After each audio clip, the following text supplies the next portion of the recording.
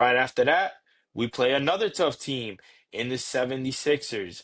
This team right here, for some reason, the New York Knicks have trouble, and I'll say that again. The New York Knicks have trouble with Tyrese Maxey and now VJ Edgecomb. That kid can ball. Dude, that kid can fucking ball. I don't know what it is. He was chosen, I believe, the third pick in the draft last year. And ladies and gentlemen, he was one of the most underrated pickups in this draft. I mean, obviously, you're not underrated if I'd say you're kind of top, you're kind of up there if you're chosen number three in the first round of any sports draft for that matter, right? But I didn't hear anything about this kid in terms of guys, in terms of basketball fans talking about him. I didn't hear any of that. I didn't hear about VJ Edgecomb at all. I think they were disrespecting him. So now he comes into a system, a Nick Nurse system in Philadelphia where they're putting the ball in his hands. They're letting him do whatever he wants. They're building his confidence. You know what I'm saying? Along with the fact that he's playing with an all-star in Joel Embiid, but they're putting everything in his hands. And you're seeing that. They're trusting him. They're trusting him to do whatever he wants with that basketball. And he can score, he can dunk, he could play off 2 feet, he gets to his spot, he moves the ball when he needs to. This kid has all the tools in his body to be a successful basketball player. And the Knicks just seem for the second straight time that they have played the 76ers cannot handle his pressure, and that is the problem coming in to to the playoffs, right? And not even just him. You're talking about handling that type of pressure in the playoffs regardless. Why? Because that is happening every playoff game. They don't take off, they don't take the gas off. So let's look at some game leaders. 26 points to 36 points, excuse me, to Maxey and 31 points for Jalen Brunson.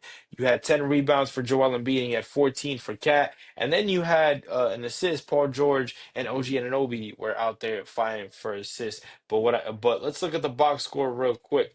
Um, Again, your leading scorer, Paul George, 15 points, 5 of 11 from the field, 3 of 5 from three, 2 of 3 free throws, and he was a plus.